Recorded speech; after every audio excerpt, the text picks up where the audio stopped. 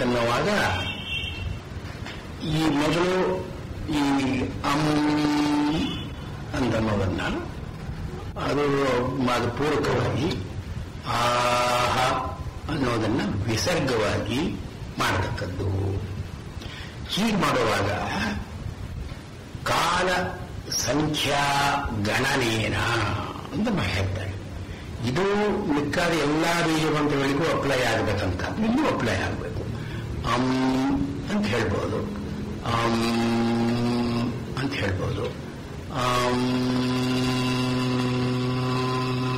ಅಂತ ಹೇಳ್ಬೋದು, ಅಥವಾ ಆಹ ಆಹ ಆಹ. ಹೀಗಿದು ಕಾಲ ದೀರ್ಘವಾಗಿರಬಹುದು ಅಥವಾ ಹ್ರಸ್ವವಾಗಿರಬಹುದು. ಈ ಕಾಲ ಅಂತ ನಾವನ್ನ ಹೇಗೆ ಮಾಡ್ತಾರೆ ಅಂದ್ರೆ, ನಿಮೇಷಾವಚ್ಛಿನ್ನಸ್ಯ ಕಾಲಸ್ಯ ಚತುರ್ಥೋ ಭಾಗ ಕ್ಷಣ. ಒಂದು ಕ್ಷಣ, ಒಂದು ಮೊಮೆಂಟ್ ಅಂದ್ರೆ ಏನು ಅಂದ್ರೆ, ನಾವು ಒಂದು ನಿಮಿಷ ಅಂತ ಅಂತೀವಲ್ಲ, ನಿಮೇಷಾವಚ್ಛಿನ್ನ ಕಾಲ, ಅದರ 1/4 ಪಾರ್ಟ್ ಅದನ್ನು ಒಂದು ಕ್ಷಣ ಅಂತ ಅಂದುಕೊಳ್ತೀವಿ. ಇದರಲ್ಲಿ ತ್ರಿಕ್ಷಣ, 3 ಕ್ಷಣದಿಂದ ಆರಂಭ ಮಾಡಿಕೊಂಡು ನೀವು ಹೆಚ್ಚು ಮಾಡಿಕೊಳ್ತಾ ಹೋಗಬಹುದು. ಇದು ಕಾಲ. ಈ ಸಂಖ್ಯಾಮಾನದಲ್ಲಿ ಈ ಮಾತ್ರ ಅಂತಂತಾರೆ. ಈ ಮಾತ್ರ ಅಂದ್ರೆ ಏನು ಅಂದ್ರೆ, ಸ್ವಹಸ್ತೇನ ಜಾನುಮಂಡಲಂ ತ್ರಿಭಿಃ ಪರಾಮೃಶ್ಯ ಸ್ಫೋಟನಂ ಅಂದ್ರೆ ಏನು, ಕೈಯಿಂದ ಈ ತೊಡೆಯನ್ನ 3 ಸಾರ್ತಿ ಹೀಗೆ ಮಾಡಿ ಸವರಿ ಒಂದು ಪೆಟ್ಟು ಕೊಟ್ಟರೆ ಅದು ಒಂದು ಮಾತ್ರ, ಅದು ಒಂದು ಮಾತ್ರ ಕಾಲ. ಈ ಮಾತ್ರ ಕಾಲವನ್ನ ಆಧಾರವಾಗಿಟ್ಟುಕೊಂಡು ಅದನ್ನು ಹೆಚ್ಚು ಮಾಡಿಕೊಳ್ತಾ ಹೋಗೋದು ಮಾತ್ರಾಕ್ರಮ. ಹೀಗೆ ಇದೊಂದು ಕ್ರಮ ಇಟ್ಟುಕೊಂಡು ಈ ಬೀಜದಲ್ಲಿ ಬೀಜ ಪ್ರಾಣಾಯಾಮದಲ್ಲಿ ಇದನ್ನು ಹೆಚ್ಚು ಮಾಡಿಕೊಂಡು ಹೋಗತಕ್ಕದ್ದು ಪ್ರಾಣಾಯಾಮದ ಕ್ರಮ.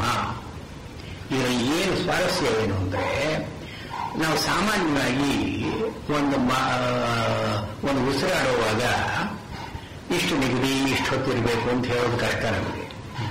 ಯಾವಾಗ ಬರುತ್ತೋ ಅದು ಎಲ್ಲಿಯವರೆಗೂ ಹೋಗುತ್ತೋ, ಮತ್ತೆ ಯಾವಾಗ ಹೊರಗೆ ಬರುತ್ತೋ ಹೇಳೋದು ಕಷ್ಟ. ಹೀಗೆ ನಾವು ಬೀಜಮಂತ್ರವನ್ನು ಇಟ್ಟುಕೊಂಡ್ರೆ ಅಂತ ಇಟ್ಕೊಂಡ್ರೆ ಅಷ್ಟು ಕಾಲ ಒಳಗೆ ಹೋಗುತ್ತೆ, ಅಷ್ಟು ಕಾಲ ಹೊರಗೆ ಬರುತ್ತೆ. ಇದು ನಿಯಂತ್ರಣ. ಈ ಪ್ರಾಣಾಯಾಮದಲ್ಲಿ ನಿಯಂತ್ರಣ ಮಾಡೋದು ಈ ಬೀಜಮಂತ್ರದಿಂದ ಸಾಧ್ಯ. ಇದನ್ನ ಕಾಲ ಸಂಖ್ಯಾ ಮಾನೇನ, ಕಾಲ ಅಂದ್ರೆ ಕ್ಷಣ, ಆ ಕ್ಷಣದಿಂದ ಒಂದು ಕ್ಷಣದ ಎಣಿಕೆಯಿಂದ ಆರಂಭ ಮಾಡಿಕೊಂಡು 3ರಿಂದ ಎಷ್ಟು ಬೇಕಾದರೂ ಹೆಚ್ಚು ಮಾಡಿಕೊಂಡು ಹೋಗ್ಬೋದು, ಕ್ರಮಕ್ರಮವಾಗಿ ಹೆಚ್ಚು ಮಾಡಿಕೊಂಡು ಹೋಗ್ಬೋದು. ಅಥವಾ ಮಾತ್ರ ಮಾನೇನ, ಒಂದು ಮಾತ್ರೆಯಿಂದ ಇದಕ್ಕೆ ಎಷ್ಟಾಗುತ್ತೆ ಅಂತ ನೋಡಿಕೊಂಡು ಇದನ್ನ ಒಂದು ಮಾಡಿಕೊಂಡು ಅದನ್ನು ಹೆಚ್ಚು ಮಾಡಿಕೊಂಡು ಹೋಗೋದು. ಇದರಿಂದ ಪ್ರಾಣಾಯಾಮದಲ್ಲಿ ಈ ದೈರ್ಘ್ಯ ಅಂತನೋದು ಬರುತ್ತೆ, ನೈರಂತರ್ಯ ಅಂತನೋದು ಬರುತ್ತೆ. ಇದನ್ನ ನಾವು ಮತ್ತೆ ಹೇಳ್ತಾ ಇರೋದ್ರಿಂದ ಆ ರೇಚಕ ಪೂರಕಗಳು ಕೂಡ ಸಾಧಾರಣವಾಗಿ ನಡಿಬೇಕು. ಅದು ನಡೀದೇ ಬೇರೆ ದಾರಿ ಇಲ್ಲ. ಆದ್ದರಿಂದ ಅದನ್ನ ಎರಡೂ ಸೇರಿಸಿಕೊಂಡು ಮಾಡತಕ್ಕದ್ದು ಉತ್ತಮವಾದ ಪ್ರಾಣಾಯಾಮ. ಇವಾಗ ನಿರ್ಬೀಜ ಅಂತ ಬಿಟ್ಟುಬಿಟ್ರೆ ನಾವು ಅದನ್ನ ಕಂಟ್ರೋಲ್ ಮಾಡೋದು ಕಷ್ಟ. ನಿರ್ಬೀಜ ಮಾಡೋರು ಏನ್ ಮಾಡ್ತಾರೆ ಅಂದ್ರೆ, ಒಂದು ಲೆಕ್ಕ ಇಟ್ಕೋತಾರೆ, 5, 6, 7, 8 ಹೀಗೆ ಇಟ್ಕೋತಾರೆ. ಅದನ್ನ 1, 2 ಸಂಖ್ಯೆಗಳನ್ನು ನಾವು ಬೀಜಾಕ್ಷರ ಅಂತ ಹೇಳೋದು. ಈ ಬೀಜಾಕ್ಷರ ಇರೋದ್ರಿಂದ ಆ ಉದ್ದೇಶ ನಮಗೇನಿದೆ ಧ್ಯಾನ, ಅದಕ್ಕೂ ಸಹಾಯವಾಗುತ್ತೆ ಇದು. So this will aid the further steps also. ಪ್ರತ್ಯಾಹಾರ, ಧ್ಯಾನ, ಧಾರಣ ಇದಕ್ಕೆಲ್ಲ ಈ ಬೀಜಗಳು ಸಹಾಯ ಮಾಡುತ್ತೆ ಅನ್ನೋ ದೃಷ್ಟಿಯಿಂದ ಸಬೀಜ ಪ್ರಾಣಾಯಾಮ ಅಂತನ್ನೋದನ್ನ ಹೇಳ್ತಾರೆ. ಅಷ್ಟು ತಿಳಿಸೋಣ.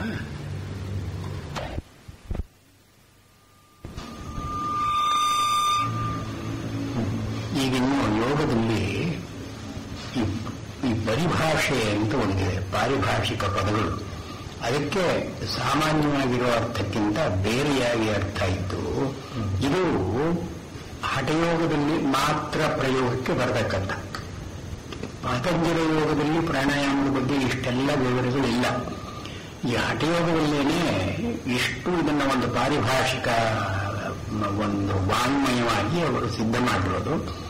ರಾಜಯೋಗದವರು ಇವಾಗ ಇದನ್ನ ತಗೊಂಡಿದ್ದಾರೆ. ಈ ಪ್ರಾಣಾಯಾಮದ ಬಗ್ಗೆ ಹಠಯೋಗ ಏನು ಹೇಳುತ್ತೋ ಅದನ್ನೆಲ್ಲ ತಗೊಂಡಿದ್ದಾರೆ. ಇದರಲ್ಲಿ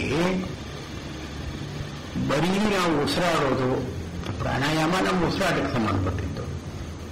ಉಸಿರು ಮೇಲೆ ಎಳ್ಕೊಳ್ಳೋದು ಅಥವಾ ಒಳಗೆ ಎಳ್ಕೊಳ್ಳೋದು ಅಥವಾ ಹೊರಗೆ ಹಾಕೋದು, ಇದು ರೇಚಕಾಪೂರಕ ಅಲ್ಲ. ಈ ರೇಚಕಾಪೂರಕ ಅಂತ ಅನ್ನೋದಕ್ಕೆ ಇದರಲ್ಲಿ ಒಂದು ವಿಶೇಷವಾದ ಅರ್ಥ ಇದೆ. ಅಂದ್ರೆ ಏನು, ಇಟ್ಸ್ ಎ ಟೆಕ್ನಿಕಲ್ ಟರ್ಮ್, ಒಂದು ಪಾರಿಭಾಷಿಕ ಪದ ಇದು.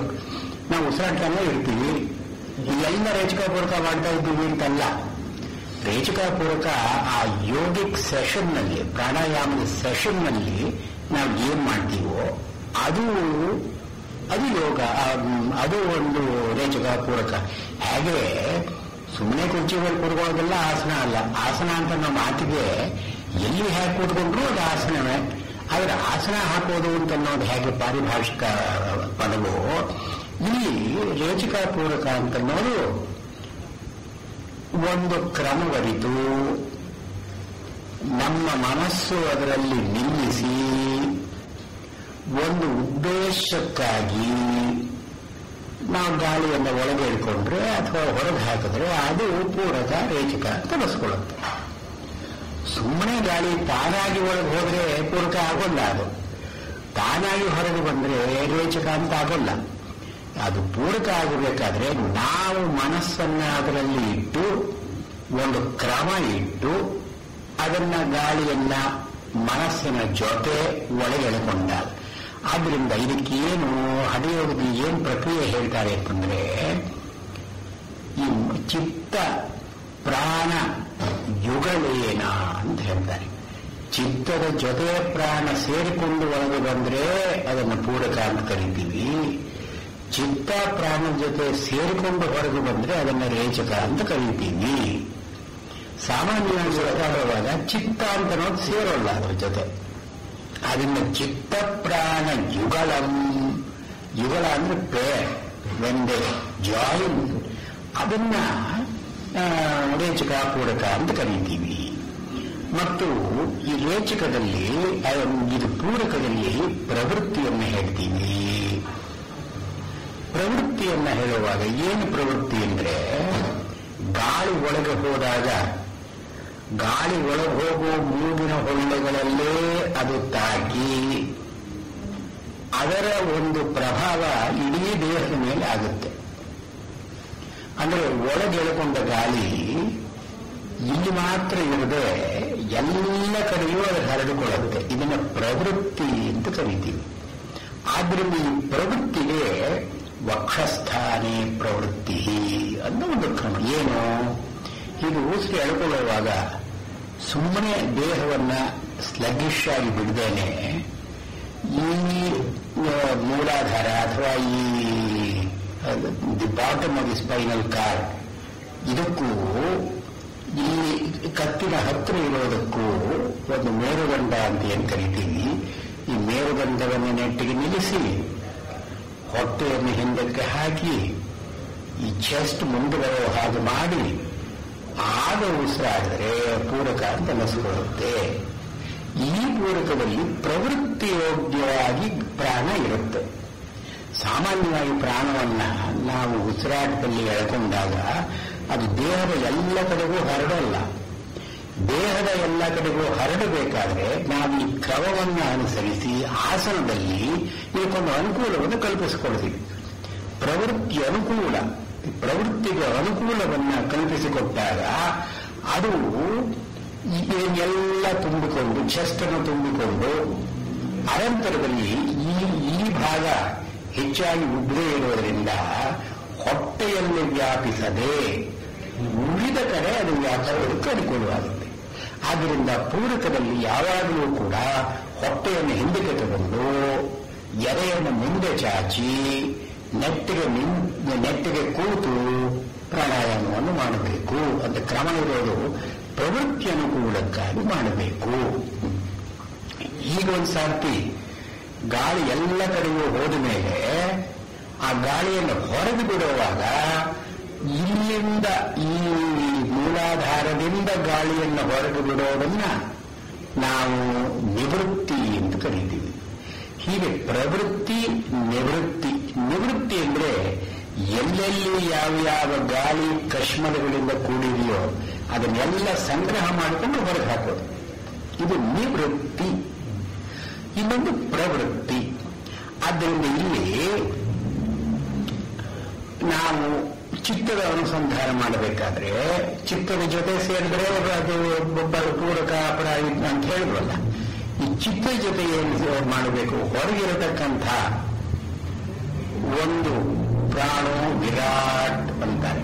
ವಿರಾಟ್ ಅಂದ್ರೆ ಎಲ್ಲೆಲ್ಲಿಯೂ ವ್ಯಾಪಿಸಿಕೊಂಡು ಬೆಳಗತಕ್ಕಂಥ ಒಂದು ಶಕ್ತಿ, ಈ ಪ್ರಾಣ ಹೊರಗಡೆ ಇರೋದು. ಇದು ದೇಹದ ಒಳಗೆ ಬಂದಾಗ ಪಿಂಡಾಂಡಕ್ಕೆ ಅಧಿಷ್ಠಾತವಾಗಿ ಜೀವಾತ್ಮನಲ್ಲಿ ಅದು ಬರಬೇಕು ಅನ್ನೋದನ್ನು ಚಿತ್ತ ಅನುಸಂಧಾನ ಮಾಡಬೇಕು. The mind should conjure up the image of the universal spirit entering your body and merging with your jivatma. ಇದು ಪೂರಕದಲ್ಲಿ ಚಿತ್ತ ಮಾಡಬೇಕಾದ ಕೆಲಸ. ಇದು ಪ್ರವೃತ್ತಿ. ಇವು ರೇಚಕದಲ್ಲಿ ಒಳಗಿರತಕ್ಕಂತಹ ಪ್ರಾಣ ಹೊರಗೆ ಹೋಗಿ ಆ ಪ್ರಾಣೋ ವಿರಾಟ್ ಅದಕ್ಕೆ ಅಧೀನವಾಗಿ ಸೇರಿ, ಅಂದ್ರೆ ಏನೋ ಇದು ಒಂದು ಶರಣಾಗತಿ, ಸರೆಂಡರಿಂಗ್. ಇದು ಅದಕ್ಕೆ ಸರೆಂಡರ್ ಆಗ್ತಾ ಇದೆ ಅಂತ ತೋರಿಸೋದು ನಿವೃತ್ತಿ. ಈ ನಿವೃತ್ತಿಯಲ್ಲಿ ಬಿಡೋದು ಅಂದ್ರೆ ಸಂನ್ಯಾಸ. ಈ ನ್ಯಾಸ ಅಂತ ಮಾಡಿ ಎಲ್ಲಿಯಾದರೂ ಒಂದು ಕಡೆ ಇಡೋದು. ಆದ್ದರಿಂದ ಇದರಲ್ಲಿ ನಮ್ಮ ಜೀವವನ್ನು ಇಟ್ಟು ಅಂದ್ರೆ ಸರೆಂಡರ್ ಆಯಿತು. ಅದನ್ನೇ ಶರಣಾಗತಿ ಎಂದು ಕರೀತಾರೆ, ಪ್ರಪತ್ತಿ ಎಂದು ಕರೀತಾರೆ. ಆದ್ದರಿಂದ ಇದನ್ನು ಅಭ್ಯಾಸ ಮಾಡುವಾಗ ಈ ಪ್ರಪತ್ತಿ ನಿವೃತ್ತಿಗಳನ್ನ ಚಿತ್ತ ಅಭ್ಯಾಸ ಮಾಡಿಕೊಳ್ಳಬೇಕು. ಹಾಗೆ ಮಾಡಿಕೊಳ್ಳದೆ ಇದ್ರೆ ಉಸಿರಾಟ ಅದು ರೇಚಕವೂ ಆಗೋಲ್ಲ, ಪೂರಕವೂ ಆಗೋಲ್ಲ. ಅದು ಒಂದನೇದು. ಇದು ಎರಡನೇದು, ಯಾವ ಪ್ರಾಣಾಯಾಮ ಆರಂಭ ಮಾಡಬೇಕಾದರೂ ಕೂಡ ರೇಚಕದಿಂದಲೇ ಆರಂಭ ಮಾಡಬೇಕು ಅಂತ ಕ್ರಮ. ಈ ರೇಚಕದಲ್ಲಿ ಎಲ್ಲ ಗಾಳಿಯನ್ನು ಹೊರಗೆ ಬಿಡುವಾಗ ದಿಸ್ ಅಬ್ಡಮನ್ ನಾರ್ಮಲ್ ಆಗಿ ಇದ್ದದ್ದು ಇದನ್ನು ಸಂಕೋಚ ಮಾಡಿಕೊಳ್ಳದ ಬರತಕ್ಕದ್ದು. ಉದರ ಸಂಕೋಚನೇನ, ಈ ಹೊಟ್ಟೆಯನ್ನ ಸಂಕೋಚ ಮಾಡಿಕೊಂಡು ಗಾಳಿಯನ್ನು ತಿವಿಯನ್ನು ಒತ್ತಿದ ಹಾಗೆ ಗಾಳಿಯನ್ನು ಹೊರಗೆ ಮಾಡತಕ್ಕದ್ದು. ಮತ್ತು ಈ ಕೈಗಳನ್ನು ಹೀಗೆ ಇಟ್ಕೊಂಡಾಗ ಅದು ಎಲ್ಲ ದೇಹದ ಎಲ್ಲ ಭಾಗಗಳಲ್ಲಿ ಇರತಕ್ಕ ಗಾಳಿಯನ್ನ ಇಲ್ಲಿ ಸಂಗ್ರಹ ಮಾಡಿ ಇದನ್ನ ಮೇಲೆ ತಂದು ಹೊರಗೆ ಬಿಡೋದು ಅಂತನ್ನೋದು ಕ್ರಮ. ಆದ್ರಿಂದ ಪೂರಕದಿಂದ ಪ್ರಾಣಾಯಾಮವನ್ನು ಅಭ್ಯಾಸ ಶುರು ಮಾಡಲೇಬಾರದು. ಇದು ರೇಚಕದಿಂದಲೇ ಆರಂಭ ಮಾಡಬೇಕು ಅಂತ ಒಂದು ವಿಧಿ. ಮತ್ತು ಪ್ರಾಣಾಯಾಮವನ್ನು ಮುಗಿಸಬೇಕಾದ್ರೆ ರೇಚಕದಿಂದ ಮಾಡಬೇಕಲ್ಲ, ರೇಚಕದಿಂದ ಮುಗಿಸಬಾರದು. ರೇಚಕದಿಂದ ಮುಗಿಸಿದರೆ ಅದು ಹೃದಯಕ್ಕೆ ಎಲ್ಲ ಗಿವ್ಸ್ ಪ್ರೆಷರ್. ಆದ್ದರಿಂದ ಸಾಮಾನ್ಯವಾಗಿ ಇನ್ಹೇಲ್ ಮಾಡಿಕೊಂಡೇ ಮುಗಿಸಬೇಕು. ಅದು ಆದವು ರೇಚಕ, ಅಂತ್ಯೇ ಪೂರಕ. ಇದು ಪ್ರಾಣಾಯಾಮದ ವಿಧಿ. ಮತ್ತು ಅಭ್ಯಾಸದ ಮೊದಲಲ್ಲಿ ಕುಂಭಕವನ್ನು ಮಾಡತಕ್ಕದ್ದಲ್ಲ. ರೇಚಕ ಪೂರಕಗಳು ನಮ್ಮ ದೃಷ್ಟಿಗೆ ಬಂದಾಗ, ಗಮನಕ್ಕೆ ಬಂದಾಗ, ಇದರಲ್ಲಿ ನಮ್ಮ ಹಿಡಿತ ಒಂದು ಸ್ವಲ್ಪ ಸೇರಿದಾಗ ಆಗ ಕುಂಭಕವನ್ನ ಇಂಟ್ರೊಡ್ಯೂಸ್ ಮಾಡೋದಕ್ಕೆ ಪ್ರಯತ್ನ ಪಡಬೇಕು. ಕುಂಭಕವನ್ನು ಮಾಡುವಾಗ ಕೂಡ ಮೊದಲು ಅಂತರ ಕುಂಭಕ, ಅನಂತರದಲ್ಲಿ ಬಾಹ್ಯ ಕುಂಭಕ ಮೊದಲು ಮಾಡಲೇಬಾರದು. ಅಂತರ ಕುಂಭಕ ಅಂದ್ರೆ ಒಂದು ಪೂರಕವಾದ ಮೇಲೆ ರೇಚಕಕ್ಕೆ ಮುಂಚೆ ಮಾಡತಕ್ಕ ಕುಂಭಕ ಇದೆಯಲ್ಲ, ಇದನ್ನು ಆಂತರ ಕುಂಭಕ ಅಂತ ಕರೀತಾರೆ. ಮೊದಲು ಅಭ್ಯಾಸ ಮಾಡಬೇಕಾದದ್ದು ಆಂತರ ಕುಂಭಕ. ಇದರಲ್ಲಿ ಒಂದು ಹಿಡಿತ ನಮಗೆ ಸಿಕ್ಕ ಮೇಲೆ ಆಗ ಈ ಬಾಹ್ಯ ಕುಂಭಕವನ್ನು ಮಾಡತಕ್ಕದ್ದು. ಈ ಬಾಹ್ಯ ಕುಂಭಕ ಆಂತರ ಕುಂಭಕ ಅಂದರೆ ಇದರಲ್ಲಿ 4 ವಿವರಗಳಾಯಿತು. ಪೂರಕ, ಆಂತರ ಕುಂಭಕ, ರೇಚಕ, ಬಹಿರ್ಕುಂಭಕ ಅಥವಾ ಬಾಹ್ಯ ಕುಂಭಕ. ಈ 4 ನಾವು ಸಮವಾಗಿ ಮಾಡ್ತಾ ಇದ್ರೆ ಅದು ಸಮವೃತ್ತಿ ಅಂತ ಅನಿಸ್ಕೊಳ್ಳುತ್ತೆ. ಈ ಸಮವೃತ್ತಿಯಲ್ಲಿ ಅಭ್ಯಾಸ ಮಾಡಬೇಕಾದ್ರೆ ಮೊದಲು ಒಂದು ಪೂರಕ ಒಂದು, ಆಮೇಲೆ ಈ ಅಂತಃ ಕುಂಭಕ ಇದೆಯಲ್ಲ ಕಾಲು 1/4, ಆಮೇಲೆ ಹೊರಗಡೆ ಇರತಕ್ಕದ್ದು, ಹೊರಗಡೆ ಹೋಗತಕ್ಕಂಥದ್ದು ರೇಚಕ 1. ಸೊ 1:4:1 ಈ ರೇಷು. ಈ 1 ಅಂದ್ರೆ ನೀವು ಅದನ್ನ ಎಷ್ಟು ನಿಮಗೆ ಅನುಕೂಲವೋ ಅಂದ್ರೆ ನಿಮಗೆ 5 ಕೌಂಟ್ ಮಾಡೋವರೆಗೂ ಇನ್ನೇನು ಮಾಡ್ಕೋಬಹುದು. ಅದಕ್ಕೆ ಸರಿಯಾಗಿ ಅದನ್ನು ಮಾಡ್ಕೊಳ್ಬೋದು, 6 ಮಾಡ್ಕೊಳ್ಬೋದು, 8 ಮಾಡ್ಕೊಳ್ಬೋದು. ನಿಮಗೆ ಅದು ರೇಷು ಹೀಗಿರಬೇಕು, 1:4:1.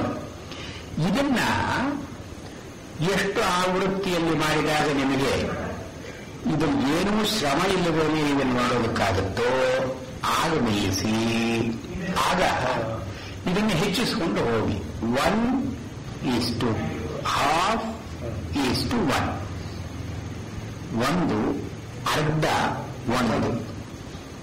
ಆಮೇಲೆ ಥರ್ಡ್ ಸ್ಟೇಜ್ 1:3/1. ಇದು ಆದಮೇಲೆ 1:1:1. ಇದು ಸಮವೃತ್ತಿ. ಈ ಸಮವೃತ್ತಿ ಬರೋದಕ್ಕೇನೆ ಅಭ್ಯಾಸ ಮಾಡಬೇಕು. ಈ ಸಮವೃತ್ತಿಯಿಂದ ಯಾವಾಗ ಬರುತ್ತೆ ಅಂದ್ರೆ ಪೂರಕ 1, ಕುಂಭಕ 1, ರೇಚಕ 1, 1:1:1. ಇದನ್ನ ಈ ಪೂರಕದಲ್ಲಿ ಆಗಲಿ ರೇಚಕದಲ್ಲಿ ಆಗಲಿ ಅರ್ಧ ಕಾಲು, ಅರ್ಧ ಮುಕ್ಕಾಲು ಅಂತ ಹೇಳೋಲ್ಲ. ಯಾಕೆ ಅಂದ್ರೆ ಯಾವ ಪ್ರಾಣಾಯಾಮದಲ್ಲಾದರೂ ಕುಂಭಕವೇ ಮುಖ್ಯವಾಗುತ್ತೆ. ಆದ್ದರಿಂದ ಪ್ರಾಣಾಯಾಮ ಕುಂಭಕಕ್ಕಾಗಿಯೇ ಇರೋ ಪ್ರಾಣಾಯಾಮ. ಆದ್ದರಿಂದ ಈ ಕುಂಭಕದಲ್ಲಿ ಪೂರಕ ರೇಚಕಗಳಿಗೆ ಸಮ ಸ್ಥಾನ ಬರೋವರೆಗೆ ಇದನ್ನು ಪ್ರಿಪರೇಟರಿ ಅಂತ ಇಟ್ಕೊಳ್ತೀವಿ ನಾವು. ಸಮವೃತ್ತಿ ಪ್ರಾಣಾಯಾಮ ಎಲ್ಲಿ ಶುರುವಾಗುತ್ತೆ ಅಂದ್ರೆ 1:1:1 ಶುರುವಾಗುತ್ತೆ. ಇದರಲ್ಲಿ 3 ಗಣನೆ, ಮೊದಲು 2 ರೇಚಕ ಪೂರಕ 2 ಸಮಾನವಾಗಿರಬೇಕು. ಹಾಗೆ ಅಭ್ಯಾಸ ಮಾಡಿಕೊಂಡು ಅಂದ್ರೆ ರೇಚಕ ಎಷ್ಟು ಮಾಡ್ತೀವೋ ಅಷ್ಟು, ಪೂರಕ ಎಷ್ಟು ಮಾಡ್ತೀವೋ ಅಷ್ಟು ರೇಚಕ. ಸಾಮಾನ್ಯವಾಗಿ ಹಾಗೆ ಆಗೋಲ್ಲ. ಪೂರಕ ಹೆಚ್ಚಾಗುತ್ತೆ, ರೇಚಕ ಕಡಿಮೆ ಆಗುತ್ತೆ. ಅಂದ್ರೆ ನಾವೇನಾದ್ರೂ ಶ್ರಮ ಪಟ್ಟಿದ್ರೆ ಅಥವಾ ಓಡಿದ್ರೆ ಕೆಲಸ ಮಾಡಿದ್ರೆ ಆಗ ಪೂರಕಕ್ಕಿಂತ ಹೆಚ್ಚಾಗಿ ರೇಚಕ ಬರುತ್ತೆ.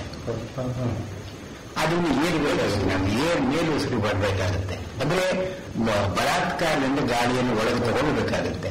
ಸಾಮಾನ್ಯವಾಗಿ ಪೂರಕದ ಪ್ರಮಾಣ, ಕಾಲ ಪ್ರಮಾಣ ಹೆಚ್ಚಾಗಿರುತ್ತೆ, ರೇಚಕದ ಕಡಿಮೆ ಇರುತ್ತೆ. ಈ ಕಡಿಮೆ ಇರೋದ್ರಿಂದ ದೇಹಕ್ಕೆ ಏನು ತೊಂದರೆ ಅಂದ್ರೆ ಕಶ್ಮಲವಾದಂತಹ ಗಾಳಿ ಮೈಯೊಳಗೆ ಇರುವುದೇ, ಪೂರ್ತಿ ನಾವು ಹೊರಗೆ ಹಾಕೋಲ್ಲ. ಅದು ಮಿಕ್ಕಾದ ರೋಗಗಳಿಗೆ ಅದಕ್ಕೆ ಕಾರಣವಾಗುತ್ತೆ, ತಮಸ್ಸಿಗೆ ಕಾರಣವಾಗುತ್ತೆ, ರಜಸ್ಸಿಗೆ ಕಾರಣವಾಗುತ್ತೆ. ಆದ್ದರಿಂದ ಈ ಪ್ರಾಣಾಯಾಮದ ಮೊದಲನೇ ಹಂತ ಏನು ಅಂದ್ರೆ ರೇಚಕ ಪೂರಕ ಸಮಾನವಾಗಿ ಮಾಡ್ಕೋ. ಇದು ರೇಚಕ ಪೂರಕಗಳನ್ನು ಸಮಾನವಾಗಿ, ಅಂದ್ರೆ ಸಮಾನ ಅಂದ್ರೇನು ಕಾಲದ ಧರಣಿಯಿಂದ ಎಷ್ಟು ಹೊತ್ತು ರೇಚಕ ಆಗುತ್ತೋ ಅಷ್ಟು ಹೊತ್ತು ಪೂರಕ ಆಗಬೇಕು.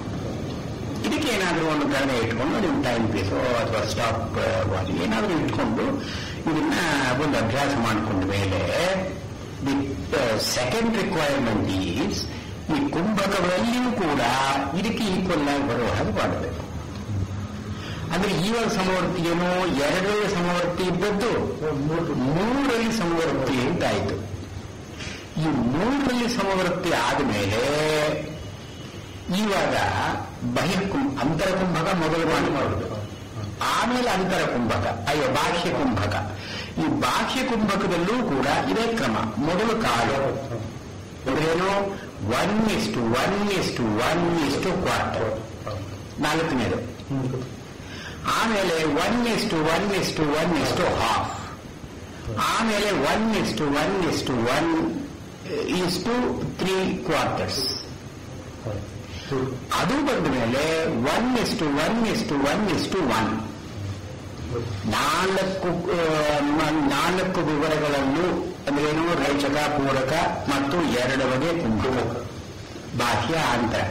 ಇಷ್ಟಲ್ಲೂ ಕೂಡ ಸಮಾನವಾದ ಕಾಲ ಗಣನೆ ಇದ್ದರೆ ಇದನ್ನ ಸಮವೃತ್ತಿ ಅಂತ ಕರೀತೀವಿ. ಇದೊಂದು ಮನಸ್ಸು ಬಂತಲ್ಲ, ಇದು ಪ್ರಾಣಾಯಾಮದಲ್ಲಿ ಮೊದಲನೇ ಫಸ್ಟ್ ಸ್ಟೇಜ್. ಇನ್ನು ಮಿಕ್ಕಾದ್ದು ಈ ಕಾಂಬಿನೇಷನ್, ಶೀತಲಿ ಅದೆಲ್ಲ ಮಾಡೋದಕ್ಕೂ ಇದು ದೇಹಕ್ಕೆ ಇಮಿಡಿಯೇಟ್ಲಿ ಬೆನಿಫಿಟಿಂಗ್. ಇದು ಹೀಗೆ ಆದಮೇಲೆ ವಿಷಮ ವೃತ್ತಿ ಅಂತ ಕರೀತಾರೆ.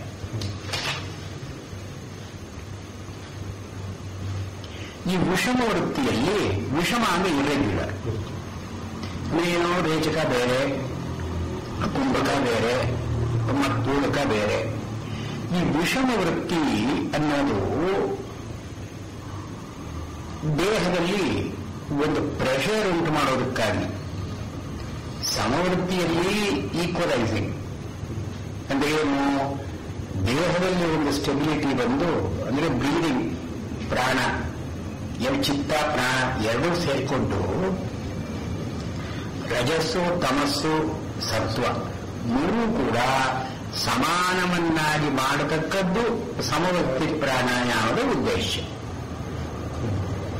ಇಲ್ಲಿ ಹೊರಗೆ ಬರೋದು ರೇಚಕ, ಈ ರೇಚಕ ಪೂರಕಗಳಿದೆಯಲ್ಲ, ಈ ರೇಚಕ ಪೂರಕಗಳು ಎರಡನ್ನೂ ಕೂಡ ರಾಜಸ ಅಂತ ಕರೀತಾರೆ. ಒಳಗಿರತಕ್ಕದ್ದನ್ನ ಸಾತ್ವಿಕ ಅಂತ ಕರೀತಾರೆ, ಅಂತಃ ಕುಂಭಕವನ್ನ. ಬಾಹ್ಯ ಕುಂಭಕವನ್ನ ತಾಮಸ ಅಂತ ಕರೀತಾರೆ. ಇದು ಇಷ್ಟೂ ಕೂಡ ಒಂದೇ ಕ್ರಮದಲ್ಲಿ ನಡೆದರೆ ಗುಣಗಳಲ್ಲಿ ಒಂದು ಸಾಮ್ಯ. ಇದು ಉದ್ದೇಶ. ಏಕೆಂದ್ರೆ ನ ಪ್ರಯೋಜನಮನುದ್ದೇಶ್ಯ ನ ಮಂದೋಭಿ ಪ್ರವರ್ತತೆ. ಇದು ಏನು ಬೆನಿಫಿಟ್ ಅಂತ ಗೊತ್ತಾಗಿದೆ ಅಂದ್ರೆ ಯಾರು ಮಾಡ್ತಾರೆ ಅದನ್ನ? ಆದರೆ ಈ ಪ್ರಾಣಾಯಾಮದ ಬೆನಿಫಿಟ್ ಏನು ಅಂದ್ರೆ ರಜಸ್ಸು, ತಮಸ್ಸು, ಸತ್ವ ಮೂರೂ ಕೂಡ ಸಮಾನವಾಗಿ ಕೆಲಸ ಮಾಡೋ ಹಾಗೆ ಮಾಡುವುದು. ಚಿತ್ತದಲ್ಲಿ ಇದು ಸಮಾನವಾಗಿ ಕೆಲಸ ಮಾಡುವ ಹಾಗಾದರೆ ದೇಹದಲ್ಲಿ, ಇಂದ್ರಿಯಗಳಲ್ಲಿ ತಾನಾಗಿಯೇ ಆಗುತ್ತೆ. ನಮ್ಮಲ್ಲಿ ದೇಹ ಹೇಗಿದ್ರೆ ಹಾಗೆ ಚಿತ್ತ ಅಂತಲ್ಲ, ಚಿತ್ತ ಹೇಗಿದ್ರೆ ಹಾಗೆ ದೇಹ. ಚಿತ್ತ ಇಸ್ ದಿ ಲೀಡರ್, ದೇಹ ಇಸ್ ದಿ ಫಾಲೋಯರ್. ಆದ್ರಿಂದ ಪ್ರಾಣದಲ್ಲಿ ಈ ಒಂದು ಕ್ರಿಯೆ ಸಮಾನ ವೃತ್ತಿಯನ್ನು ನಾವು ಮಾಡಿದರೆ ಚಿತ್ತದಲ್ಲಿ ಸಮವೃತ್ತಿ ತಾನಾಗಿಯೇ ಆಗುತ್ತೆ. ಚಿತ್ತದಲ್ಲಿ ಸಮವೃತ್ತಿಯಿಂದ ಆದಮೇಲೆ ದೇಹದಲ್ಲಿ ಸಮವೃತ್ತಿಯಿಂದ ಆಗುತ್ತೆ. ಇದು ಬೆನಿಫಿಟ್. ಆದರೆ ಇದರಿಂದ ನಮಗೆ ಏನು ಸಿದ್ಧಿ ಇಲ್ಲ. ಯಾವಾಗಲೂ ಒಂದು ಔಷಧಿ ಕೊಡಬೇಕಾದ್ರೆ ವಿರೇಚನ ಅಂದ್ಕೊಂಡು ಬೇದಿಗೆ ಮುಂಚೆ ಕೊಟ್ಕೊಳ್ತಾರೆ, ಅಥವಾ ವಾಂತಿ ಕೊಡ್ತಾರೆ. ಏನೋ ಬಂದಿರ್ತೀವಿ, ಏನೋ ಆಗಿರುತ್ತೆ, ಎಲ್ಲ ದೇಹದಿಂದ ಚಶ್ಮದ ಹೊರಗೆ ಹೋದ್ಮೇಲೆ ಒಂದು ಔಷಧಿ ಕೊಟ್ಟರೆ ಪ್ರಭಾವ ಏನೋ ಒಂದು ಇದು ಕೆಲಸ ಮಾಡೋಲ್ಲ. ಆದ್ರಿಂದ ಈ ಸಮವೃತ್ತಿ ಪ್ರಾಣಾಯಾಮ ಯಾತಕ್ಕೆ? ವಿರೇಚನ. ನಮಗೆ ವಿರೇಚನ ವಮನ ಇದ್ದ ಹಾಗೆ ಸಮವೃತ್ತಿ ಪ್ರಾಣಾಯಾಮ ಅದು ದೇಹದಲ್ಲಿ ಒಂದು ನೆಲೆ ತಗೊಂಡ್ಬಂದವು. ಇಷ್ಟಿಂದ ಪ್ರಾಣಾಯಾಮ ಮುಗಿಯಲಿಲ್ಲ. ಪ್ರಾಣಾಯಾಮದಲ್ಲಿ we should increase our ability. ನಮ್ಮ ಚಿತ್ತವನ್ನ ಇನ್ನಷ್ಟು ಬಲಶಾಲಿಯನ್ನಾಗಿ ಮಾಡಬೇಕು, ದೇಹವನ್ನ ವಜ್ರವಾಗಿ ಮಾಡಬೇಕು. ಯಾವ್ಯಾವ ಕಾಯಿಲೆಗಳಿಗೆ ಒಂದು ಬೀಜ ಇದ್ರೂ ಕೂಡ ಒಂದು ತೆಗೆದು ಹಾಕಬೇಕು. ಇವೆಲ್ಲ ಪ್ರಾಣಾಯಾಮದ ಉದ್ದೇಶ ಇದೆ. ಅಂದ್ರೆ ಏನೋ ಸಮಥಿಂಗ್ ಪಾಸಿಟಿವ್. ಇದಕ್ಕಾಗಿ ಎರಡನೇ ಸ್ಟೇಜ್ನಲ್ಲಿ ವಿಷಮ ವೃತ್ತಿ ಪ್ರಾಣಾಯಾಮ ಅಂತ ಕರೀತಾರೆ. ವಿಷಮ ಅಂದ್ರೆ ಸಮ ಅಲ್ಲದ್ದು. ವಿಷಮ ಅಂದ್ರೆ ಇರ್ರೆಗ್ಯುಲರ್. ಅಂದ್ರೆ ಏನು? ರೇಚಕದಲ್ಲಿ ಬೇರೆ, ಪೂರಕದಲ್ಲಿ ಬೇರೆ, ಕುಂಭಕದಲ್ಲಿ ಬೇರೆ. ಇದು ವಿಷಮ. They are not equal. ಇಲ್ಲಿ ಮೊದಲಲ್ಲಿ ರೇಚಕ ಪೂರಕಗಳಲ್ಲೇ ಒಂದು ವ್ಯತ್ಯಾಸವನ್ನು ಮಾಡಿಕೋ.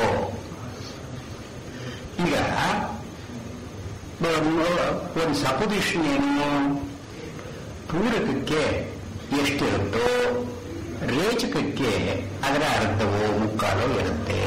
ರೇಚಕ ಪೂರ್ಣವಾಗಿ ಆಗೋಲ್ಲ ಅಂದ್ರೆ ಒಂದು. ಆದ್ದರಿಂದ ಇಲ್ಲಿ ಅಭ್ಯಾಸ ಮಾಡಿಕೊಳ್ಳುವಾಗ ಫಸ್ಟ್ ಸ್ಟೆಪ್ ರೇಚಕ ಪೂರಕಗಳನ್ನ ಒಂದು ಲೆವೆಲ್ಗೆ ತಗೊಂಡ್ಬಂದು ನಿಲ್ಲಿಸು. ಅಂದ್ರೆ ಇದು ಒಂದು ಅದು ಒಂದು, ಅದರಲ್ಲಿ ಸಮವೃತ್ತಿಯನ್ನು ಮಾಡಬೇಕಾದರೆ ಅಭ್ಯಾಸದಲ್ಲಿ ಏನು ಮಾಡಬೇಕು? 1:4, 1:half, 1:3/4, 1:1.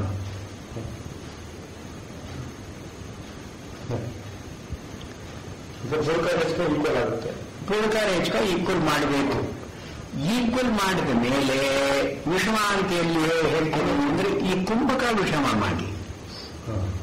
ಕುಂಭಕದಲ್ಲಿ ವಿಷಮ 1:2:1, ಒಂದು ಪೂರಕ, ಎರಡು ಕುಂಭಕ, ಒಂದು ರೇಚಕ. ಆಮೇಲೆ 1:3:1 ರೇಚಕ ಪೂರಕಗಳನ್ನು ಸಮನಾಗಿ ಇಟ್ಟುಕೊಂಡು ಕುಂಭಕವನ್ನು ಹೆಚ್ಚು ಮಾಡ್ತಾ ಹೋಗಬೇಕು. ಇದು 4ರವರೆಗೆ ಮಾಡಬೇಕು. 1:4:1 ಇದು ಬಂದ ಮೇಲೆ ಕುಂಭಕ ಹೀಗೆ ಕುಂಭಕ ಮಾತ್ರ ವಿಷಮ ಇವಾಗ, ಇನ್ನೆರಡು ಸಮ. ಈ ಕುಂಭಕ ವಿಷಮ ಆದಮೇಲೆ 1:4:1 1:15 1 ಆಯ್ತಲ್ಲ, ಅಲ್ಲಿ 1:4:1 ಆಯ್ತಲ್ಲ. ಈಗ ರೇಚಕವನ್ನು ಹೆಚ್ಚು ಮಾಡಿಕೊಂಡು ಹೋಗು ಅಂತ 1:4:1.25, ಆಮೇಲೆ 1.5, ಆಮೇಲೆ 1.3/4, ಆಮೇಲೆ 2, 1:4:2.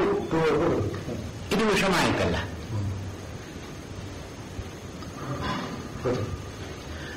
ಹೀಗೆ ಇದ್ಯಾವುದು 2, 3, 4 ಆಗೋ ಯಾವುದು ಅಂತಃಕುಂಭಕ, ಒಳಗಿರತಕ್ಕಂಥ ಕುಂಭಕ. ಇನ್ನು ಬಾಹ್ಯ ಕುಂಭಕಕ್ಕೆ ಅಂತಃಕುಂಭಕ ಬಂದ ಮೇಲೆ ಬಾಹ್ಯ ಕುಂಭಕ. ಬಾಹ್ಯ ಕುಂಭಕಕ್ಕೆ ಮೊದಲೇ ನಾವು ಕೈ ಹಾಕಬಾರದು. ಈಗ ಇದು ಬಂದ ಮೇಲೆ ಇಷ್ಟು ನಮಗೆ ನಿರಾಯಾಸವಾಗಿ ಏನು ಶ್ರಮ ಇಲ್ಲದೇನೆ ಮಾಡುವಂತಹ ಸ್ಥಿತಿ ಬಂದಾಗ ಯಾವುದು 1:4:2, ಆಮೇಲೆ 1:4:2 ಬಹಿರ್ಕುಂಭಕ ಕ್ವಾರ್ಟರ್. ಅದನ್ನ ಆಮೇಲೆ 3/4, ಆಮೇಲೆ 2:1. ಹೀಗೆ 1:4:2. ಹೌದು 1:4:2:1. ಇದು ಈ ರೇಷಿಯೋ ಶುಡ್ ಬಿ ಕಂಟಿನ್ಯೂಡ್. ಇದು ಇದಕ್ಕಿಂತ ಹೆಚ್ಚು ಮಾಡಿಕೊಂಡು ಹೋದರೆ ದೇಹಕ್ಕೆ ಪ್ರಯೋಜನ ಇಲ್ಲ ಅಂತ. ಇದು ಸಾಮಾನ್ಯವಾಗಿ ಲೆಕ್ಕ. ಇನ್ನೇನಾದರೂ ವಿಶೇಷವಾಗಿ ಏನಾದರೂ ನಮಗೆ ಆಗಬೇಕು, ಇವಾಗ ಏನೋ ಒಂದು ಕೆಲಸ ಮಾಡೋದು ಮುಂದುವರಿಸುವಂತಹ ಆಸಕ್ತಿ ಇರೋಲ್ಲ. ಇದನ್ನ ನಮ್ಮಲ್ಲಿ ಒಂದು ಸ್ಲಾಕ್ ಅಂತ ಕರೀತಾರೆ. ಅಂದ್ರೆ ಏನೋ ಶುರು ಮಾಡಬೇಕು ಅಂತ ನಾವು ಉತ್ಸಾಹ, ಶುರು ಮಾಡಿದ ತಕ್ಷಣ ಉತ್ಸಾಹ ಹೊರಟೋಯ್ತು. ಅಥವಾ ಏನಾದರೂ ಶುರು ಮಾಡಿದ ತಕ್ಷಣ ಆಕಳಿಕೆ ಬರುತ್ತೆ, ನಿದ್ರಾಳುತ್ವ, ಅಥವಾ ಮಾಡ್ತಾ ಮಾಡ್ತಾ ಬೇಸರವಾಗುತ್ತೆ, ಆಲಸ್ಯ, ಅಥವಾ ಮಾಡ್ತಾ ಒಮ್ಮೆ ಮನಸ್ಸು ಬಿಗಿನ್ಸ್ ಟು ವಾಂಡರ್, ದೌರ್ಮನಸ್ಯ ಅಂತ ಕರೀತಾರೆ. ಇವೆಲ್ಲ ನಮಗೆ ಎಕ್ಸ್ಪೀರಿಯನ್ಸ್ ನಲ್ಲಿ ಇದ್ರೆ ಆಗ ಈ ವಿಷಮ ವೃತ್ತಿಯಲ್ಲಿ ಮಿಕ್ಕಾದನ್ನು ಕಾನ್ಸೆಂಟಾಗಿ ಇಟ್ಟುಕೊಂಡು ಈ ರೇಚಕವನ್ನು ಬದಲಾಯಿಸ್ತಾ ಹೋಗು. ಅಯ್ಯೋ ಪೂರಕವನ್ನು ಬದಲಾಯಿಸ್ತಾ ಹೋಗು. ಇವಾಗ ಇಲ್ಲಿ 1:4:2:1 ಅಂತ ನಾವು ಮಾಡಿಕೊಂಡು ಇವಾಗ 2:1 4:2:1 ಹಾಗೆ ಪೂರಕವನ್ನೇ ಹೆಚ್ಚು ಮಾಡಿಕೊಂಡು ಹೋಗು. ಇದು ವಿಶೇಷ ಕಾರಣಗಳಿದ್ದರೆ ಮಾತ್ರ ಮಾಡಬೇಕೇ ವಿನಃ ಇಲ್ಲದೆ ಇದ್ರೆ ಮಾಡಬೇಕಾದ್ರೆ ಗೋಜಿಲ್ಲ. ಯಾಕೆಂದ್ರೆ ಇದನ್ನು ಮಾಡಬೇಕಾದ್ರೆ ಕೆಲವು ನಿಯಮಗಳನ್ನು ಹೇಳ್ತಾರೆ. ರಾತ್ರಿ ಹೊತ್ತು ಊಟ ಮಾಡದೇ ಇರೋದು, ಬೆಳಗಾಗ ಎದ್ದು ಹಾಲು ಕುಡಿಯೋದು ಇತ್ಯಾದಿ ಅದಕ್ಕೆ ಏನೋ ಕ್ರಮಗಳು ಹೇಳ್ತಾರೆ. But unless there is a special meaning ಇದನ್ನು ಮಾಡಬೇಕಾಗಿಲ್ಲ. ಈ ವಿಷಮ ವೃತ್ತಿಯಲ್ಲಿ ಇಷ್ಟು ಮಾತ್ರ ಮಾಡಿಕೊಂಡ್ರೆ ಸಾಕು. 1:4:2:1 ಇದನ್ನ ಒಂದು ಲಿಮಿಟ್ ಮಾಡಿಕೊಂಡ್ರೆ the body will tone it self up. ಮುಂದಿನ ಇದಕ್ಕೆ ಪ್ರಯೋಜನವಾಗುತ್ತೆ. ಇದರಲ್ಲಿ ಇನ್ನು ಇಷ್ಟು ಪ್ರಾಣಾಯಾಮದ ಒಂದು ಪ್ರಾಕ್ಟಿಕಲ್ ಇದು. ಅದರ ಮೇಲೆ ಸಹಿತ ಕೇವಲ ಅಂತ ಹೇಳ್ತಾರೆ. ಸಹಿತ ಅಂದ್ರೆ ನಮ್ಮ ಎಫರ್ಟ್ ಮೂಲಕವಾಗಿ ಮಾಡೋದು ಸಹಿತ. ತಾನಾಗಿ ಆಗತಕ್ಕದನ್ನ ಸಹಜ ಅಂತ ಕೆಲವರು ಕರೀತಾರೆ, ಕೇವಲ ಅಂತ ಮತ್ತೆ ಕೆಲವರು ಕರೀತಾರೆ. ಈ ಕೇವಲ ಅಂದ್ರೆ ಪ್ರಾಣಾಯಾಮ ಮಾತ್ರ ಇರೋದು, ಸಹಿತ ಅಂದ್ರೆ ಶ್ರಮವೂ ಅದನ್ನು ಇರೋದು. ಅಲ್ಲಿ ಎಫರ್ಟು ಇದ್ದುಕೊಂಡು ಪ್ರಾಣಾಯಾಮವೂ ಇದ್ರೆ ಅದು ಸಹಿತ. ಎಫರ್ಟ್ ಇಲ್ಲದೇನೆ ಪ್ರಾಣಾಯಾಮ ತಾನಾಗಿ ಆಗುವಂತಹ ಸ್ಥಿತಿ ಬಂದ್ರೆ ಅದು ಕೇವಲ ಅಂತ. ಈ ವಿಷಮ ವೃತ್ತಿ ಆದಮೇಲೆ ಈ ಶ್ರಮದಿಂದಲೇ ಈ ವಿಷಮ ಆಗಬೇಕು, ಇಲ್ಲದೆ ಇದ್ರೆ ಸಾಧ್ಯ ಇಲ್ಲ ಅಂತ ಅಲ್ಲದೇನೆ ತಾನಾಗಿಯೇ ಈ ರೇಷಿಯೋ 1:4:2:1 ಈ ರೇಷಿಯೋ ಬಂದ್ಬಿಡ್ತು ಅಂತಂದ್ರೆ ನೀವು 7 ದಿವಸ 15 ದಿವಸ ಇದನ್ನು ಮಾಡಿದ್ರಿ, 14ನೇ ದಿವಸ ತಾನಾಗಿ ಬಂದ್ಬಿಡ್ತು. Without your effort at all it comes. ಇದನ್ನು ಕೇವಲ ಅಂತ ಕರೀತಾರೆ. ಕೇವಲ ಅಥವಾ ಸಹಜ ಅಂತ ಕರೀತಾರೆ. ಈ ಸಹಜ ಸ್ಥಿತಿ ಬಂದ ಮೇಲೆ ಈ ಕೇವಲ ಅಂತ ಅನ್ನೋದು ಬಂದ ಮೇಲೆ ಸಬೀಜ ನಿರ್ಬೀಜ ಅಂತ ಎರಡು ಪ್ರಾಣಾಯಾಮಗಳನ್ನು ಹೇಳ್ತಾರೆ. ಸಬೀಜ ಅಂತನ್ನೋದು ಬೀಜ ಅಂತಂದ್ರೆ ಇಲ್ಲಿ ಯಾತಕ ರೆಫರೆನ್ಸು, ಧ್ಯಾನಕ್ಕೆ ರೆಫರೆನ್ಸು. ಇದು ಬೀಜ ಪ್ರಾಣಾಯಾಮಕ್ಕಲ್ಲ. ಧ್ಯಾನದ ಬೀಜವನ್ನ ಪ್ರಾಣಾಯಾಮದಲ್ಲಿ ಸೇರಿಸಿಕೊಂಡು ನಾವು ಮಾಡಿದ್ರೆ ಅದು ಸಬೀಜ. ಬೀಜೇನ ಸಹಿತಂ ಸಬೀಜ. ಬೀಜದ ಒಡಗೂಡಿ ಮಾಡತಕ್ಕಂಥ ಕೇವಲ ಪ್ರಾಣಾಯಾಮವಲ್ಲ, ಕೇವಲವೇ ಅದನ್ನ ಒಂದು ಏನೋ ಸಹಿತ ಅಲ್ಲದೇನೆ ಇದು ನಿಮಗೆ ಕೇವಲ ಅಂತ ಅನ್ನೋದು ಬಂದ್ಬಿಡ್ತು, ಆಟೋಮ್ಯಾಟಿಕ್ ಆಗಿ ಬಂತು. You can sit in the pranayama after few minutes you can get into the stage ಅಂತ ಆದಮೇಲೆ ದಿಸ್ ಪ್ರಾಣಾಯಾಮ ಇದೆ ಪ್ರಿಪರೇಷನ್ ಫಾರ್ ಧ್ಯಾನ. ಆದ್ರಿಂದ ಧ್ಯಾನದ ಒಂದು ಬೀಜ ಇಲ್ಲಿದೆ. This pranayama is now ready to develop into the dhyana. ಧ್ಯಾನವಾಗಿ ಪರಿಣಾಮ ಹೊಂದೋದಕ್ಕೆ ಇಲ್ಲಿ ಒಂದು ಬೀಜ ಇದೆ, ಅಂಕುರ ಇದೆ. ಇದು ಸಬೀಜ. ಅಂದ್ರೆ ಈ ಸಬೀಜದಲ್ಲಿ ಈ ಕಾಲಗಣನೆ ಇದೆಯಲ್ಲ 1:4:2:1 ಇದರಲ್ಲಿ ಅಂತಃಕುಂಭಕ ಮಾತ್ರ ನಮಗೆ ಲೆಕ್ಕ. ಪೂರಕವಾಗಲಿ, ರೇಚಕವಾಗಲಿ ಅಥವಾ ಬಹಿರ್ಕುಂಭಕವಾಗಲಿ ನಮಗೆ ಲೆಕ್ಕ ಇಲ್ಲ. ಈ ಬೀಜವನ್ನು ಎಲ್ಲಿ ಇಂಟ್ರೊಡ್ಯೂಸ್ ಮಾಡ್ತೀವಿ ನಾವು? ಅಂತಃಕುಂಭಕದಲ್ಲೇ ಇಂಟ್ರೊಡ್ಯೂಸ್ ಮಾಡ್ತೀವಿ. ಯಾಕೆ ಅಂತಃಕುಂಭಕದಲ್ಲಿ ಮಾಡ್ತೀವಿ ಅಂತಂದ್ರೆ ಧ್ಯಾನ ಮಾಡೋದು ಹೃದಯದಲ್ಲಿ. ಈ ಹೃದಯದಲ್ಲಿ ಆಗತಕ್ಕದ್ದು ಅಂತಃಕುಂಭಕ. ಈ ಬಹಿರ್ಕುಂಭಕ ಹೊರಗಡೆ ಗಾಳಿಯಲ್ಲಿ ಆಗತಕ್ಕದ್ದು. ಆದರೆ ನಮ್ಮಲ್ಲಿ ಇದೇ ಹೃದಯದಲ್ಲೇ ಅದು ಅಂತಃಕುಂಭಕ ಇರೋದ್ರಿಂದ ಈ ಸಬೀಜ ಅಂತನ್ನೋದನ್ನ ಅಂತಃಕುಂಭಕದಲ್ಲೇ ಮಾಡತಕ್ಕದ್ದು. ಈ ಅಂತಃಕುಂಭಕದಲ್ಲಿ ನಾವು ಎಷ್ಟು ಕಾಲ ಪ್ರಮಾಣವನ್ನ ವಶಪಡಿಸಿಕೊಂಡಿದ್ದೀವೋ ಅಷ್ಟು ಕಾಲ ಪ್ರಮಾಣಕ್ಕೆ ಸರಿಯಾಗಿ ಅಕ್ಷರಗಳನ್ನು, ಸಂಖ್ಯೆಗಳನ್ನು, ಎಣಿಕೆಯನ್ನು ಹಾಕಿದ್ರೆ ಅದು ಸಬೀಜ ಅಂತ ಅನಿಸ್ಕೊಳ್ಳುತ್ತೆ. ಅದೇನೋ you fill the space with material which will be useful for dhyana. ಅಂದ್ರೆ ಇದು ಪ್ರಾಣಕ್ಕಿಂತ ಚಿತ್ತಕ್ಕೆ ಹೆಚ್ಚು ಒತ್ತು ಕೊಟ್ಟ ಹಾಗಾಯಿತು. ಇಲ್ಲಿಯವರೆಗೆ ಸಮವರ್ತಿ ವಿಷಮೂರ್ತಿ ಇಲ್ಲೆಲ್ಲ ಪ್ರಾಣಕ್ಕೆ ಹೆಚ್ಚು ಒತ್ತು, ಚಿತ್ತ ಇಸ್ ಸೆಕೆಂಡರಿ. ಇಲ್ಲಿ ಇಷ್ಟು ಆದಮೇಲೆ ಈ ಬೀಜ ಅಂತನ್ನುವಾಗ ಚಿತ್ತಕ್ಕೆ ಹೆಚ್ಚು ಒತ್ತು ಕೊಟ್ಟು ಇದೊಂದು ಆಟೋಮೆಟಿಕ್ ಆಗಿ ಆಗೋದಕ್ಕಾಯ್ತಲ್ಲ, ಪ್ರಾಣ ಒಂದು ಕಂಟ್ರೋಲ್ ಬಂತಲ್ಲ, ಇದು ಪ್ರಾಣದ ಬಗ್ಗೆ ಒಂದು ಹಿಡಿತ ನಮಗೆ ಸಿಗ್ತಲ್ಲ. ಇದಾದ ಮೇಲೆ ಧ್ಯಾನಕ್ಕೆ ಅನುಕೂಲವಾಗತಕ್ಕಂತಹ ಮಾರ್ಪಾಡನ್ನು ಇಲ್ಲಿ ನಾವು ಮಾಡಿಕೊಳ್ಬೇಕು. ಇದು ಸಬೀಜ. ಈ ಕಾಲ ಪ್ರಮಾಣಕ್ಕೆ ಅನುಗುಣವಾಗಿ ಮಂತ್ರಗಳನ್ನು ಬೀಜಾಕ್ಷರಗಳನ್ನು ಹೇಳ್ತಕ್ಕಂಥ. ಈ ಹೇಳುವಾಗ ಉಪಾಂಶು, ಮಾನಸ, ಪ್ರಕಟ ಅಂತ 3 ರೀತಿಯಾಗಿರುವುದರಿಂದ ಇಲ್ಲಿ ಮಾನಸವಾಗಿಯೇ ಮಾಡಿದರೆ ಸರ್ವೋತ್ತಮ. ಮಾನಸವಾಗಿ ಮಾಡೋದಕ್ಕೆ ಸಾಧ್ಯ ಇಲ್ಲದೆ ಇದ್ರೆ ಉಪಾಂಶವಾಗಿ ಮಾಡತಕ್ಕದ್ದು. ಇದನ್ನು ಹೇಳಿದ್ದೇಳಿಲ್ಲ ನಾನು, ಈ ಮಾನಸ ಉಪಾಂಶ. ಪ್ರಕಟವಾದಂತೂ ಮಾಡಲೇಬಾರದು.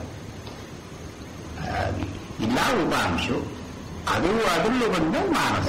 ಈ ಎರಡರಲ್ಲಿ ಈ ಸಬೀಜದಲ್ಲಿ ಮಾಡತಕ್ಕದ್ದು. ಇದು ಯಾರು ಹೇಳಿದ್ದಾರೆ ಅಂದ್ರೆ, ಈ ಚಿತ್ತವೃತ್ತಿಗಳಲ್ಲಿ ಈ ಬಗೆಗಳನ್ನು ಹೇಳಿದ್ವಲ್ಲ, ಮೂಢ, ಕ್ಷಿಪ್ತ, ವಿಕ್ಷಿಪ್ತ, ಏಕಾಗ್ರ, ನಿರುದ್ಧ, ಈ 5 ಚಿತ್ತ ಭೂಮಿಕೆಗಳು ಅಂತ ಹೇಳಿದ್ವಲ್ಲ ಮುಂಚೆ, ಚಿತ್ತ ಭೂಮಯ ಅಂತ ಹೇಳಿದ್ವಲ್ಲ. ಇಲ್ಲಿ ಮೂಢ ಅಂತನ್ನೋನಿಗೆ ಈ ಪ್ರಾಣಾಯಾಮದ ಗಂಧ ಇಲ್ಲ, ಪ್ರಾಣಾಯಾಮ ಅವನಿಗೆ ಸಾಧ್ಯ ಇಲ್ಲ. ನರಸ್ಯ ಯೋಗ ಗಂಧೋ ವಿವಿದ್ಯತೆ ಅಂತ ಹೇಳಿಬಿಡ್ತಾರೆ. ಅವನಿಗೆ ಯೋಗ ಸಾಧ್ಯವೂ ಇಲ್ಲ, ಯೋಗ